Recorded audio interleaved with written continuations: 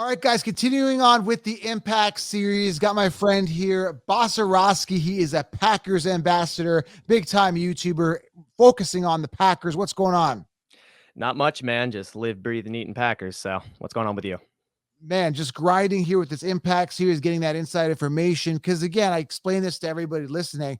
I'm like a brown belt in jiu-jitsu, right? When it comes to every single team, I understand the landscape a little bit, but it's like guys like you, guys at the beat writers that are, influencers, beat writers, the guys that study the team on a day-to-day basis, are in tune, following Twitter, following the news, following the trends, going to games, stuff like that. They can give my fantasy fans and the community more insight. So I'm excited to dive into the Packers with you because, man, I'm excited about this offense. I know not a lot of people may not be, but I am. Christian Watson, so many questions about him, Dylan, the committee. But I got to, introduce you. Can you tell people a little bit about yourself, where they can find you? How are you credible with the Packers? So what I strive to do is pretty much give consistent news analysis and updates with the Green Bay Packers all on YouTube. It's almost daily. So if you want to find my channel, basically search up Bararaski Productions and I should pop right up if you're a Packers fan or football fan in general. Yeah. So how do you I call it Bararaski. Is that right? How do you close? It's that? close. So this is kind of what I go through. So I just call myself Bass now because I saw that was kind of an issue with a lot of people. Just like, how do I pronounce this? So I go by Bass now. It's easy. I like it. That's what I go with. Bass, Yes. and I don't want to, piss you off today too, Bass, but I'm actually wearing if you guys are listening in the car, I'm actually wearing a Bears hat, ironically, for this particular episode. And I didn't mean to do this because I have a bunch of hats laying around my desk. I got the typical Colts one with the NFL logo front. I thought you had a Packers one.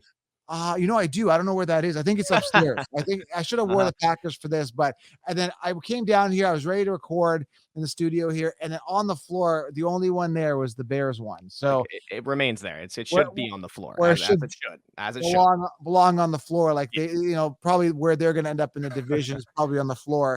I think they will. I honestly think the Lions will have a better record than them. You think so? I think Fields is just not good. I mean, could he improve? Sure. Anyone can, but I mean, last year was just horrific and a lot of turnaround on that team. Seems like they're kind of rebuilding. I think the Lions kind of have some better pieces. Not that they're going to go plus 800, but I'm hearing different. Montgomery came out and said, we're going to explode this year. David Montgomery, but he might be a little he can say whatever he wants. if he could play all 17 games, then we'll talk. But absolutely. So let's talk about the Packers here. A lot of questions, especially for fantasy. We're going to talk about Aaron Rodgers, Aaron Jones, Dylan, Lazard, who's the wide receiver one, in your opinion. Robert Tonyan, who I love as a sleeper this year. But let's start off here with Aaron Rodgers being slept on, sitting like, I don't know where he is. He's like 12th on the consensus rank. He's coming off as great value, 8th round, 9th round in fantasy drafts. And a lot of his, hindrance, people are just afraid of him because there's no Devontae Adams. That 169 targets there towards Adams, that amazing receivers not there. Do you like Aaron Rodgers this year? Are we going to get the best Aaron Rodgers yet? Is there still more left in the tank? How good does he feel? Do you know any reports, anything on Aaron Rodgers this year?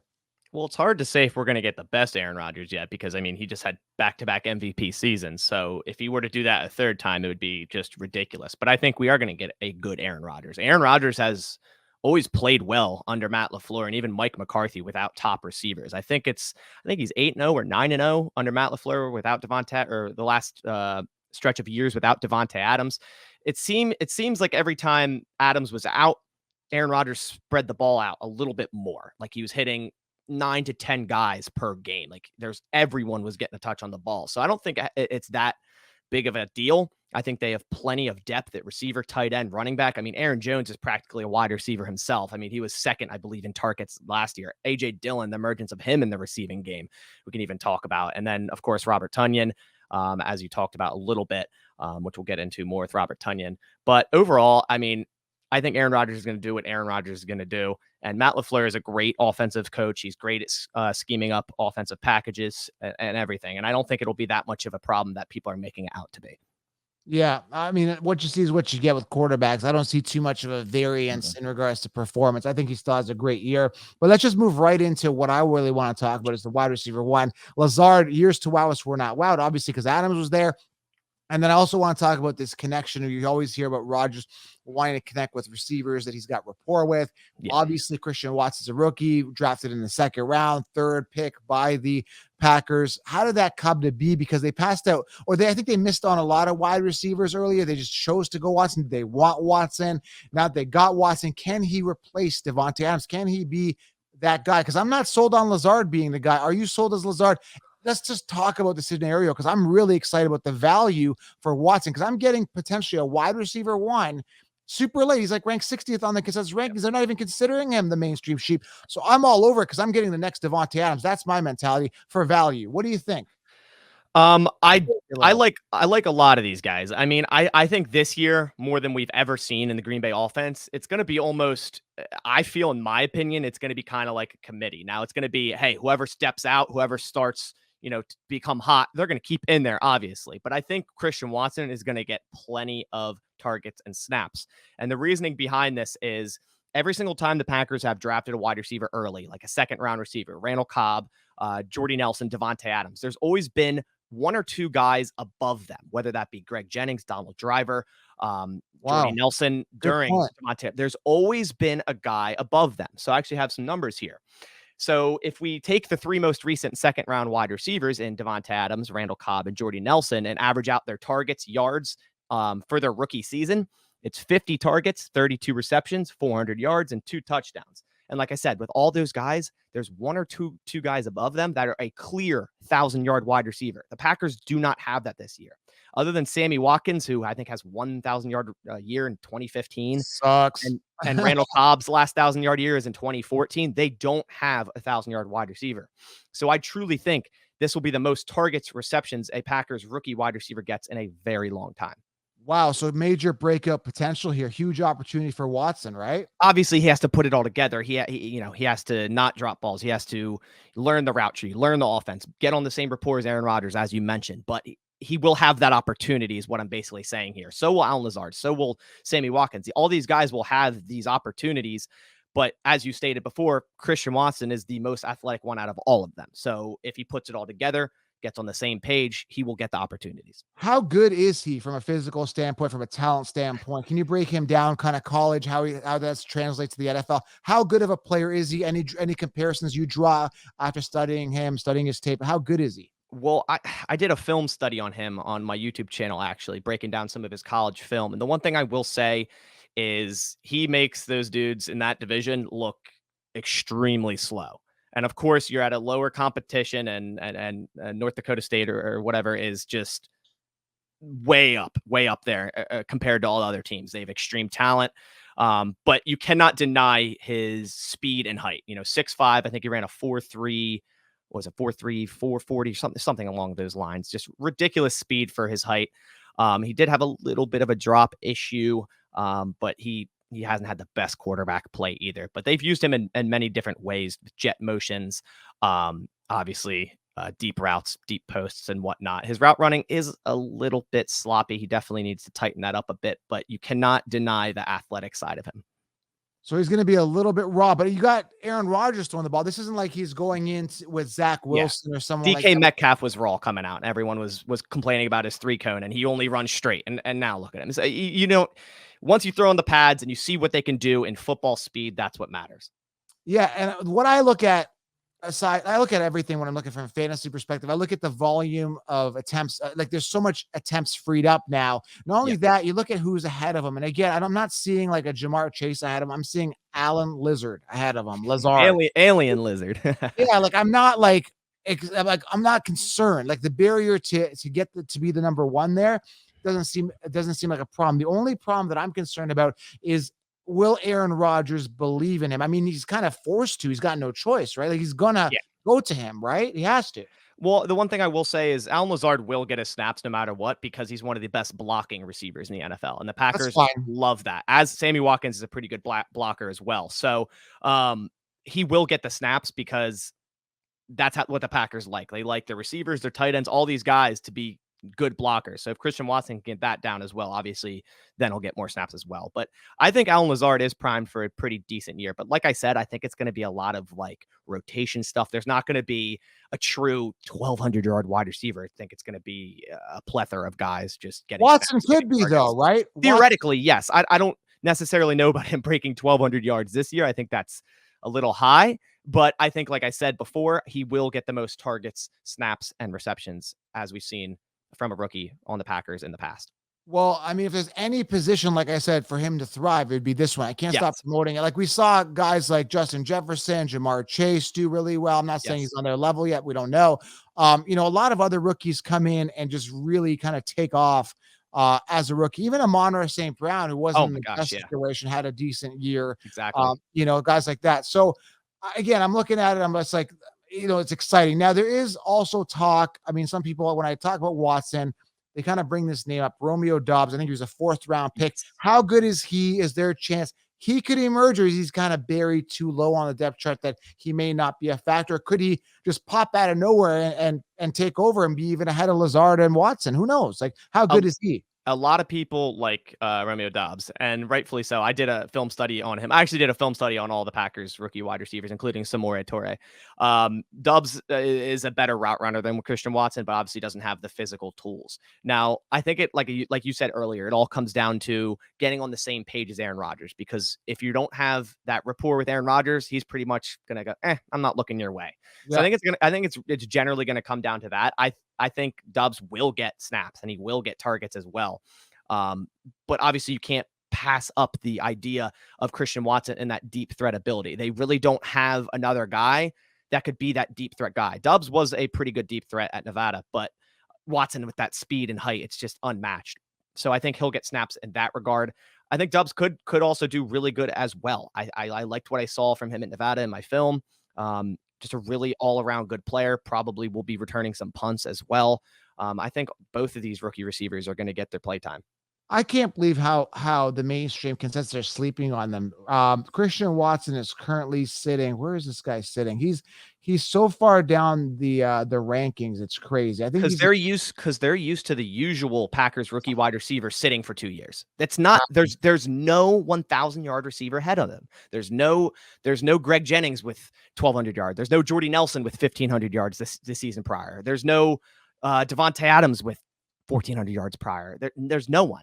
Someone has to step up, or multiple guys have to step up. And there's obviously Aaron Rodgers is going to throw the ball. Obviously, the Packers are going to be a high octane passing and running offense. So yards have to go somewhere. Yeah, 65 on the consensus. And that's what gets me with consensus Sheeps' ranking. They got like Marquise Valdez-Scantling ahead of them, who's sitting 51. They've got Tim Patrick. They got Jacoby Myers. They got Van Jefferson. Like Really? Corey Davis is currently sitting ranked ahead of Christian Watson. That's why consensus rankings don't help. And that's how I win my leagues, because I spot out things like this. And that's why I offer the 16-round draft solution, which is, again, 16-round draft solution is the game changer, because I tell you all the optimal players drafted each round, avoiding, crap like this, like guys that shouldn't be ranked ahead of this guy. And I tell you where to draft Watson and get him before someone else snipes him, and I see the upside. Again, he's one of the rookies I like. Totally high on him this year. Guys like even Drake London's in a great position where there's no other wide receiver in Atlanta. Yeah. It's just quarterback issues, though. Other than that, obviously, right. Mariota's got to step up. Yeah. So we talked about him. Robert Tonyan, I mean, he's coming off that injury, should be good to go, right? I mean, if you look at not last year, but the year before, he had himself a great campaign. Now he's had the injury. Is he ready from the injury? And is he going to be a good red zone target and a comfort zone primary red zone target for Rodgers? Because he's a big time sleeper as well, man. Like, I say just wait on this guy, get him 10th round. You've got yourself a top 5 tight end here. So, I don't know. I feel like every year it's always, is this Packers tight end enter name going to be a sleeper, going to blow up? I think Robert Tonyan will play week 1. I think he'll be ready week 1. He was recently at tight end U with George Kittle, that event, and he was running around on the sideline, and pretty much him and his agent stated, hey, they expect to be ready, week 1. So I do expect him to be ready. He looks good. As you said, 2 years ago, that almost 600 yard, 11 touchdown season.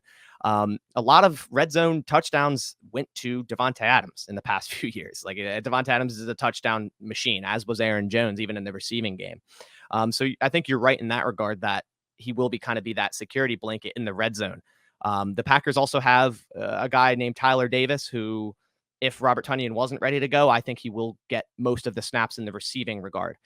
So I think, and they really like him. Brian Gutekunst, Matt LaFleur have talked about him as well. So I think he will get some snaps. So we might see a little bit of a share there to begin until someone kind of emerges. But obviously, Robert Tonyan has done it in the past. He has the rapport with Aaron Rodgers, and I think he'll be fine, ready to go week 1. I don't think that left knee will hinder him at all. Yeah, I'm just super excited for him. Super sleeper here for me, for you. And he should get the volume. And you're comfortable with him being a solid tight end then. Yeah, I would say if he's ready to go week 1 and takes off with no hindrance on that left knee, yeah, he definitely can be. We've seen that from him before. And as I said before, with was 169 targets going to Adams, they have to go somewhere. They have to go somewhere. Obviously, they don't just disappear. So I think it's going to be Aaron Rodgers spreading the ball around more, and he'll likely, find the guys he trusts the most on third down and in the red zone, and that's Robert Tonyan, Alan Lazard, those type of guys. Okay, last thing here, Aaron Jones, AJ Dillon. I'm going to tell you what I think about the situation. I think AJ Dillon's the RB1. I know you may disagree with me. Everyone's going to disagree with me, but when you look at it from a rushing standpoint, AJ Dillon was the one. If you look at it from volume last year, AJ Dillon was the one. Okay, so he got it done in the receiving game. Jones did. But the problem with fantasy is that you're paying a second round, third round pick on Aaron Jones, drafting him as the workhorse running back, but you've got Dillon there, who I think is the better guy. Let's put it this way.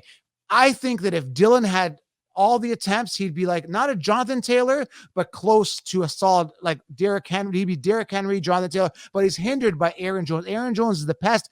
Dillon is the one. Move over Aaron Jones. Give me AJ Dillon. What do you think here? Because, or another thing that I'm thinking about with this that really is kind of on my mind is that, okay, now that there's 169 freed up targets, that's going to help Jones. But again, you've got Dillon stepping up every year. So how does this, where's the balance? Is it more upside year for Jones, or is it more of a Dillon show stepping up and I don't know, man. I'm torn on this one. I'm staying away. I don't know if you remember. I mean, a couple of years ago when they drafted AJ Dillon, I told you, I mean, this guy's going to emerge. They're going to split. It's going to be a split. And that's exactly what I still think it will be. But the thing about Aaron Jones is his contract, his cap hit goes all the way up to 20 million next year, pretty much saying, hey, either he's going to take a pay cut or he's going to be gone. So in that regard, I think they will start to ease more and more of AJ Dillon into the system. AJ Dillon is a very underrated receiver as well. I mean, this dude, I said it all last offseason that this dude is going to impress in the receiving game. And he did exactly that. And obviously Aaron Jones was a whole nother level. He's pretty much a wide receiver himself. But I think the NFL is now a by committee league. I mean, there's so many teams that do this, and rightfully so. You keep guys fresh. You have different looks. You have different packages. If I'm drafting, you might want to, pump the brakes a little bit on the Aaron Jones thing. I think he will always get his targets. He will always get his yards, and of course his touchdowns. He's a touchdown machine. But as I said, AJ Dillon, and you said, this dude's a monster. This dude's a beast. He is the future at running back for the Packers, probably as soon as next year. So they're not just going to give him nothing this year. They're going to keep working him more and more into the offense. Exactly. I'm fading Aaron Jones. Let's not overcomplicate it. Now, division here. How do you guys end up here? Again, a lot of people are sleeping on you because you lost Adams. And I don't think that's a good enough reason to give up on you guys. How do you guys end up doing in your division? Obviously, Lions, I'm not sold. Can you play out 1, 2, 3, and 4 from your opinion? Try not to be biased. Yeah, I do think the Packers are won again. I mean, they've won 13 games 3 years in a row, and I think their defense is going to be better than it has been in all of these years this year. I do think they have a little bit of a harder schedule. I have them right around at actually 12 wins. I think the Vikings are going to be sneaky good this year. I think they have a really solid roster. I have them at number 2, and I think I was talking to you pre-show, and I do think the Lions will be 3 and the Bears will be 4. And I'm not just trying to hate on the Bears. I love the rivalry. I just think their team's kind of in shambles. I think Dan Campbell's a great coach in Detroit, given what he has. I like kind of what they're building there. So I think they might get a little bit above the Bears. I just don't really believe in Justin Fields yet. Hey, prove me wrong, but I have that as my 1, 2, 3, and 4. Well, I appreciate it, man. I'm going to link your content below, guys. Make sure you guys follow them. And can you spell it out here for people listening in the car, how to find you? And I want them to go watch this tape that you broke it down on your YouTube channel. So how do they find you, please? Yes, it's Basaraski and then Productions. So just type in Basaraski Productions on YouTube. You'll find me. If you scroll down my videos a little bit, if you want to see some rookie tape breakdown from Christian Watson, Romeo Doubs, Samori Torre, I do all sorts of things, news analysis, updates, everything Packers. You can find it right there on my channel. Let's go, David Montgomery. I'm just Nah. kidding. I'm just kidding. Nah. It's not going to happen. All right, guys, you heard it. Christian Watson, boom year. Aaron Rodgers, great sleeper. A.J. Dillon, another sleeper. Robert Tonyan, tight end. So much value here on the Packers, and they've got a great quarterback. I don't see any decline there. One player isn't going to make or break your team. They got other weapons. It's going to be great. Yeah, super excited for this year. Thanks, Bararaski. Appreciate you, man. Of course, thanks for having me. Thanks.